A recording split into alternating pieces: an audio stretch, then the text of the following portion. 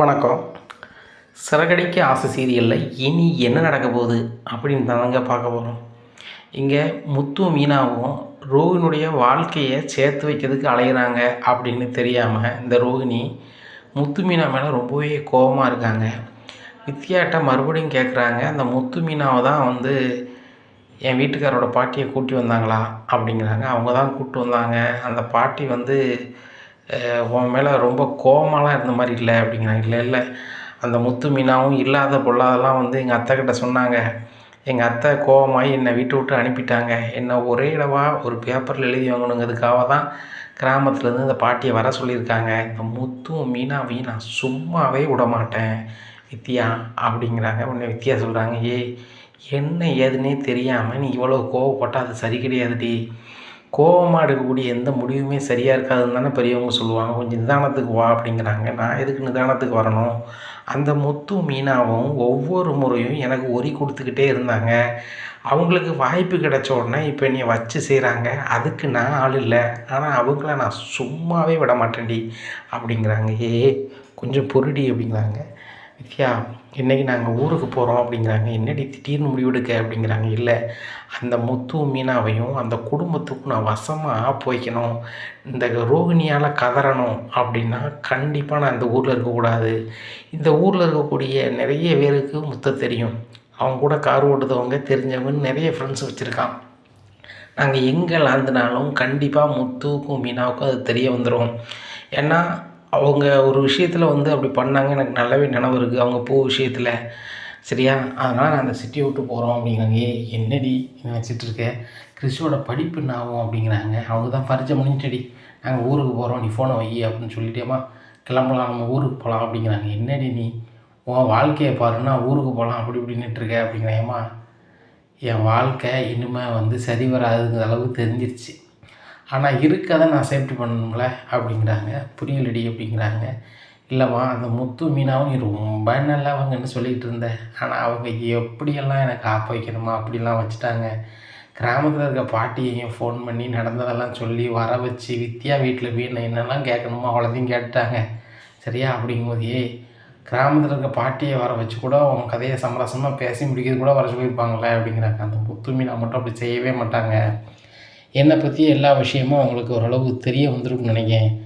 அதுதான் அவங்க இந்தளவுக்கு இறங்கிட்டாங்க. இனிமேல் நான் அவங்களுக்கு ஏற்றாப்புல நான் ஆப்பு சொல்லணும்னா நான் அதுக்கு ஏற்றாப்புல இருக்கணும் அப்படிங்கிறாங்க.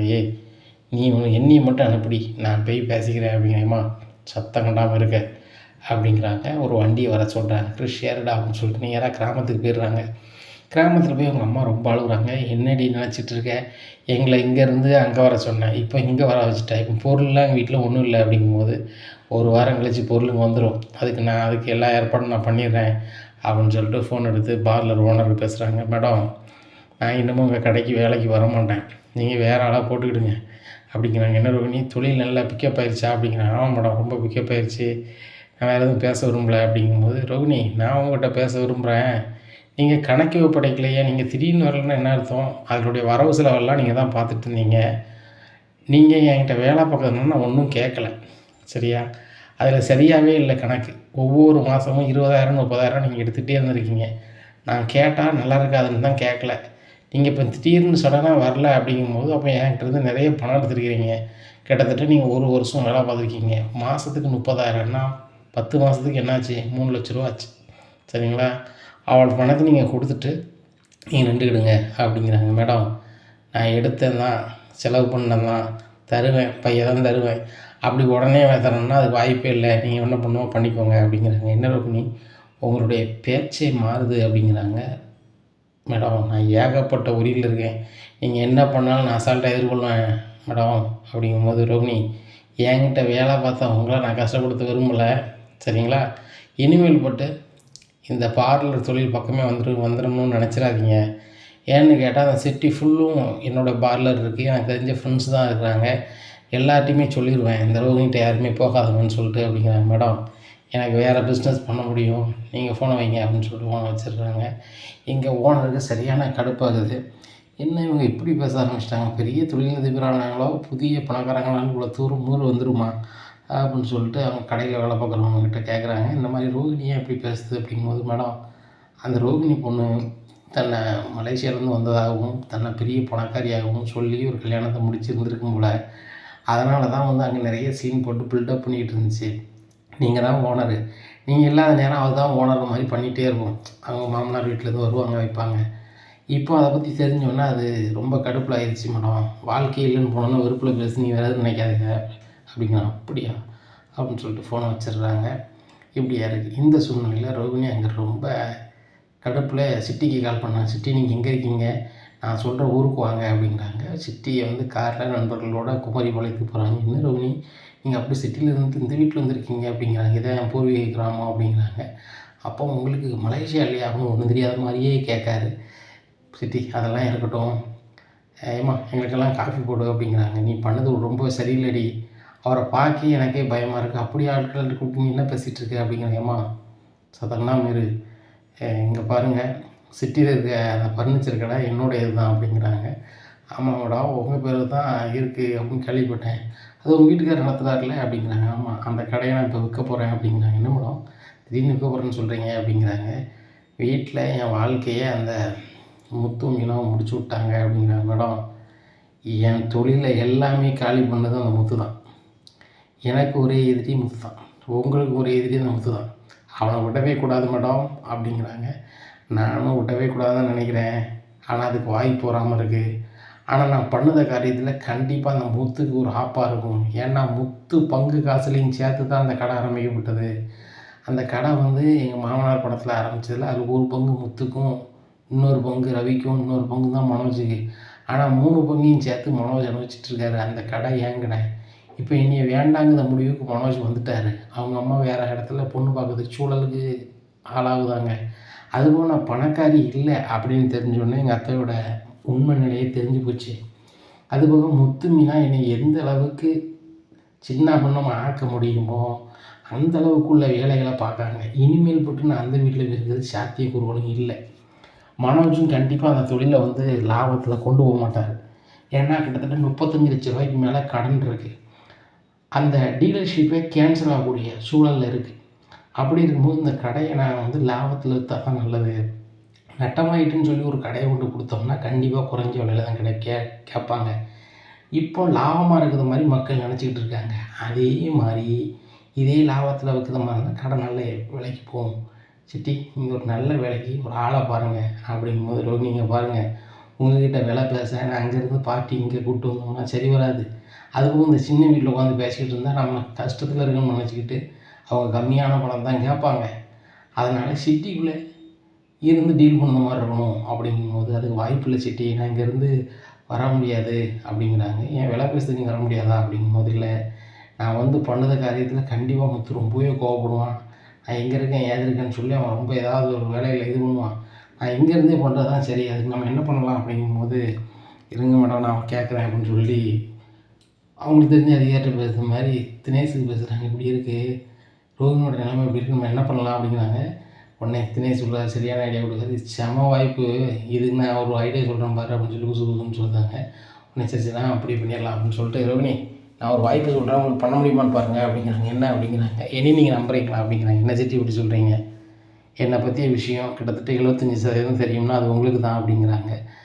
நீங்கள் என் ஃப்ரெண்டு, நான் உங்களை நம்புகிறேன் அப்படிங்கிறாங்க. சரி ரைட்டு, உங்கள் கடையை எனக்கு பவர் கொடுங்க, நான் விற்றுட்டு அந்த பணத்தை செட்டில் பண்ணுறேன், விற்று முடித்தோடனே எனக்கு அதில் ஒரு 10% கொடுங்க அப்படிங்கிறாங்க. சிட்டி அழகாக இல்லைங்க, இன்றைக்கி நிலைமையில் அந்த கடை 1 கோடி ரூபா போகும் அப்படிங்கிறாங்க. ஆமாம் மேடம் மெயினில் இருக்குது 1 கோடி ரூபா போகும், அதில் 30 வருஷமாக ஏற்கனவே பழைய ஆள் கடை நடத்தியிருக்காங்க, உங்கள் வீட்டுக்காருக்கு சரியாக நடத்த முடியலன்னு சொல்லிட்டு இருக்காங்க. யார் கடை வாங்கினாலும் அந்த இடத்துல நல்ல லாபத்தை தான் மேடம் போகும், சூப்பர் மெயின் அது அப்படிங்கிறாங்க. சரி சிட்டி அதுக்குள்ளே வேலையை பாருங்கள் அப்படிங்கும்போது, மேடம் இன்றைக்கி நேரம் ஆயிடுச்சு, இந்த ஊரில் எங்கே தங்கலாம் மேடம் அப்படிங்கும்போது, இங்கே தங்க வசதி எதுவும் கிடையாது, இதுக்கு 2 ஊர் தள்ளி ஒரு கொஞ்சம் நகரம் மாதிரி இருக்கும், அந்த ஊரில் ரூம் போட்டு தங்க அப்படிங்கிறாங்க. அங்கே ரூம் போட்டு தங்குறாங்க. இங்கே மனோஜ் வந்து எதுவுமே நடக்காத மாதிரி கடையை நடத்திக்கிட்டே இருக்கார். அப்போ பக்கத்து வீட்டுக்காரங்க ஒரு ஆள் வந்து மனோஜ் கடையில் வந்து கேட்குறாங்க, என்னப்பா அவன் பொண்டாட்டி சண்டை போட்டு போயிருக்கா, அவங்க வீட்டில் என்னவோ நடந்திருக்கு, சவுண்டாக கட்டிச்சு, அந்த பிள்ளையை அனுப்பிட்டியே, நீ வந்து ஒன்றுமே தெரியாத மாதிரி கடையை வந்து நடத்திட்டு இருக்குங்கும் போது இதெல்லாம் அவங்களுக்கு பதில் சொல்லணும் அவசியம் கிடையாது, அவள் பணக்காரியே இல்லை அப்படின்னு அவங்க கூட வாழுவான் அப்படி இப்படிங்கிறாங்க. இதை பக்கத்து வீட்டால் சொல்லுதாங்க, தம்பி பணம் என்ன தம்பி பணம், போகும்போது என்னத்தை கொண்டு போகிறோம், வரும்போது என்னத்தை கொண்டு வந்தோம், ஒன்றும் கிடையாது தம்பி. பிறப்புக்கும் இறப்புக்கும் நடுவில் கொஞ்சம் காலம் வாழுது தம்பி, அது சந்தோஷமாக வாழ்ந்துட்டு போயிடும் தம்பி அப்படிங்கிறாங்க. உடனே இதெல்லாம் எனக்கு அட்வைஸ் பண்ணுற அளவுக்கு ஆள் நான் இல்லை, நான் இத்தனை டிகிரி படிச்சிருக்கேன் தெரியுமா அப்படிங்கிறாங்க. உடனே சொல்லுதான், நீ தப்பாக நினைக்காதப்பா, அண்ணாமலை பையங்க 3 பேர், 2 பையன் ரொம்ப தங்கமான பையங்க, நீ ஒரு காசி வர மாட்ட, மனசு கேட்காம தான் வந்து கேட்டேன். அதுவும் கூட அந்த முத்துக்கும் ரவிக்கும் நான் வந்து ரொம்ப வேண்டிய ஆளுங்கிறனால தான் உன்னை வந்து கேட்கேன், நீ நல்லா இருக்கணும்னு சொல்லி. உனக்கு அதை புரிஞ்சுக்கிட்ட தெரில, நான் கிளம்புறேன்னு சொல்லிட்டு கிளம்பிடுறாங்க. இங்கே ரோகிணி மேலே மேலும் கடுப்பாகுது. மொட்டை சந்தோஷம் கால் பண்ணி, நானும் ரோகிணியும் ஒழுங்காகவே வாழலை, எனக்கு வேறு பொண்ணு இருந்தால் பாரு அப்படிங்கும்போது, என்னையா சொல்கிறேன் அப்படிங்கும்போது நடந்த கதையை சொல்கிறாங்க. அப்போ உங்கள் வீட்டுமா மலேசியாக்காரங்க இல்லையா அப்படிங்கிறாங்க. இல்லை அப்படிங்கிறாங்க. பெரிய பணக்காரி அப்படின்னு சொன்னேன் அப்படிங்கிறாங்க. அவள் சொன்னதை வச்சு நான் சொன்னேன் அப்படிங்கிறாங்க. அப்போ எதுவுமே தெரியாமல் எல்லாமே ஆர்வக்கோளாறு தான் பேசியிருக்கேன். சரி நீ ஆர்வக்கோளாறு தானே, உனக்கெல்லாம் வந்து அது டாக்குமெண்ட் இருந்தால் தான் பண்ண முடியும் அப்படிங்கும். அப்போ நான் என்னையா பண்ணணும் அப்படிங்கிறாங்க. அது கொஞ்சம் செலவாகும் அப்படிங்கிறாங்க. எவ்வளோ செலவானாலும் பரவாயில்ல அப்படிங்கிறாங்க. சரி அப்போ வா, எனக்கு தெரிஞ்ச ஒரு வக்கீல் இருக்கார் அப்படின்னு சொல்லி கூட்டி போகிறாங்க. சார், நான் என்னையும் ஒரு பொண்ணு ஏமாற்றி தான் கண்ணால் முடிச்சிருக்கேன், அப்போ அதை நான் என்ன பண்ணலாம் அப்படிங்கும்போது, தம்பி எதையுமே யோசனை பண்ணி சொல்லுங்கள், கல்யாணம் எவ்வளோ நாள் ஆச்சு அப்படின்னு, 1 வருஷம் தாண்டிட்டு அப்படிங்க. அப்போ பார்த்துக்கலாம், ஒன்றும் பிரச்சனை கிடையாது, நீங்கள் ஒரு ஐடியா கொண்டாங்க, நான் அதுக்கு என்ன பண்ணுவோம் பண்ணுறேன் அப்படிங்கிறாங்க. உடனே மனோஜ் ரெடி பண்ணி கொடுக்காரு. எவ்வளோ சார் வரும் அப்படிங்கிறாங்க. எப்போ ஒரு 3 லட்ச ரூபா வரும் சார். 3 லட்ச ரூபா வருமா அப்படிங்கிறாங்க. தம்பி, சிட்டிலே பெரிய பிஸ்னஸ்மேன் அப்படி இப்படிங்கிறீங்க, 3 லட்ச ரூபாய்க்கு பதறீங்க அப்படிங்கிறாங்க. சார் இப்போ என்கிட்ட ஒரு 50 ரூபா இருக்குது, வச்சுக்கிடுங்க, வச்சுட்டு செய்யுங்க அப்படிங்கிறாங்க. தம்பி இங்கே பாருங்கள், ஒரு 3 லட்ச ரூபா ரெடி பண்ணி கொண்டாங்க, நான் ஃபைல் பண்ணி ஆர்டர் வாங்கி தரேன், அதை வச்சு நீங்கள் என்ன செஞ்சுக்காங்க, இது பண்ணிக்கோங்க அப்படிங்கிறாங்க. உடனே சரி சார் அப்படின்னு சொல்லிட்டு வந்துடுறாங்க. என்ன சந்தோஷ் 3 ரூபா கேட்காரு அப்படிங்கிறாங்க. ஆனால் சாதாரண ஆளாக பெரிய ஆள், 3 ரூபா குறைஞ்சாலும் செய்ய மாட்டாங்கப்பா அப்படிங்கிறாங்க. சரி ரைட்டு அப்படின்னு சொல்லிட்டு கிளம்பி கடைக்கு வந்துடுறாங்க. 3 ரூபா கேட்காரு அப்படின்னு சொல்லிட்டு. அப்போ இன்னொரு ஃப்ரெண்டுக்கு கால் பண்ணி வேறு எங்கேயும் கம்மியான விலையில் கிடைக்குமான்னு சொல்லி கேட்காரு. அப்போ அவரும் என்னப்பா நீ வந்து காரியத்துக்கு தானே பேசுவ காரியக்காரா அப்படின்னு சொல்லி அவர் ஒரு ஆள்கிட்ட கூட்டிட்டு அவர் 5 லட்ச ரூபா கேட்காரு. ஆகா, அங்கே 3 கேட்டார், இங்கே 5 கேட்காங்களே அப்படின்னு சொல்லிட்டு சரி சார் அப்படின்னு சொல்லிட்டு வந்துடுறாங்க. அப்போ முட்டை சந்தோஷம் ஃபோன் பண்ணி அவரே வச்சு பார்த்துடலாம் அப்படிங்கிறாங்க.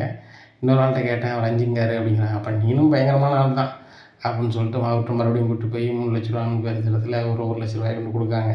கொடுத்து சார் மீதியை நாளைக்கு கொண்டு கொடுப்பாரு அப்படிங்கிறாங்க. சரி நாளைக்கு கொண்டு கொடுத்த பிறகு நான் என்ன வேலை செய்யணுமோ செய்வேன் அப்படிங்கிறாங்க.